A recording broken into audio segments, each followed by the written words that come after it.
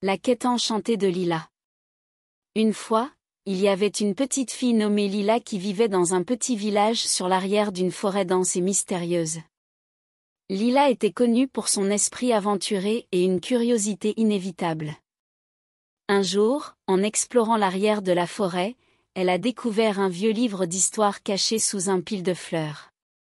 En ouvrant le livre, une lumière brillante s'est éteinte et avant de comprendre ce qui se passe, elle transportée à un monde même magique.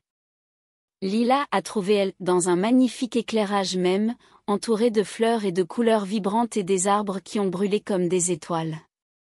En face d'elle, il y avait un grand château connu de cristaux et de pennes précieuses. Un papillon jaune, plus grande que d'habitude, a flotté autour d'elle et est allé sur son œil. « Bienvenue dans le royaume enchanté, Lila », a dit le papillon en une voix gentille. « Je suis Ureya, la gardienne de ce royaume. Nous avons besoin de votre aide. » Éclatée par ce que la lave, Layla a demandé, « Quelle aide peux-je vous offrir ?» Ureya a expliqué que le royaume était à l'époque un endroit de joie et de magie, mais un sourire sombre nommé Malakar avait enlevé le cœur de la source magique du royaume, une jambée précieuse appelée le cœur de la lumière. « Tu es le seul qui peut nous aider à retrouver le cœur de la lumière, » dit Ureya. « Est-ce que tu es prêt à accepter cette mission ?» Sans hésitation, Lila agit. Ureya lui a donné une amulette magique qui allait la voir à travers les illusions de Malakar et trouver des clous en secret. Accompagnée du papillon, Lila s'est déplacée pour la tanière du sorcerer.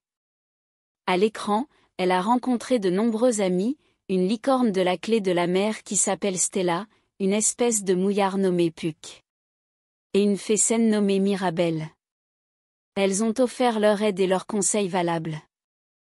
Ensemble, elles se tournèrent dans les forêts sombres, les montagnes abruptes et les rivières tumultueuses, face à divers défis et des créatures enchantées transmises par Malakar pour éviter leur progrès.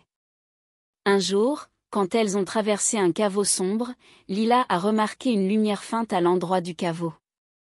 En approchant, elle a découvert une porte d'anciens rochers gardée par un dragon imposé. Au lieu d'attaquer, le dragon a parlé en une voix profonde. Pour passer, vous devez répondre à cette règle.